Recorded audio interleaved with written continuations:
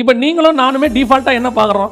தூய ஆவியே வாரும், பரிசுத்த ஆவியே வாரும். நம்ம தான் அபிஷேகம் பெற்று 10 வருஷம் ஆகி போச்சு. இப்போ என்ன கூப்பிட்டுக்கிட்டு இருக்கிறோம்? அப்படின்னா என்ன அர்த்தம்? வந்தார், நடுவில் நான் பண்ண சேட்டையில் போயிட்டார். இப்போ எனக்கே என்னவா இருக்கு? சந்தேகமாக இருக்குது. இருக்காரா இல்லையான்ற சந்தேகம் எனக்கே இருக்கு. ஏற்கனவே நமக்குள்ளே வந்தார், அவர் நமக்குள்ளே தான் இருக்கிறாரு.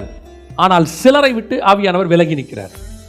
இருக்கிறாரா? ஏன்னா வசனம் சொல்லுது, பலர் இடத்துல ஆவியானவர் துக்கத்தோடு கூட இருக்கிறார், பலர் இடத்துல ஆவியானவர் விலகி நிற்கிறார். சிம்சனை விட்டு ஆவியானவர் போயிட்டார். திருப்பி அந்த பலன் வருது, சூழ்நிலை வரும்போது வருது. அப்படித்தான் நம்மளுக்குமே பல நேரத்தில் ஆவியானவர் நம்ம பண்ணுற பாவத்தின் போது கூட இருக்கிறதில்ல, விலகி நிற்கிறார்.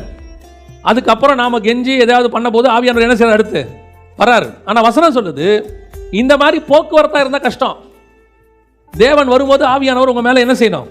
இருக்கணும். ஏன்னா அவர் தான் மீட்கப்படும் நாளுக்கென்று முத்திரையாய் இருக்கிறவர், அவர் தான் சீல்.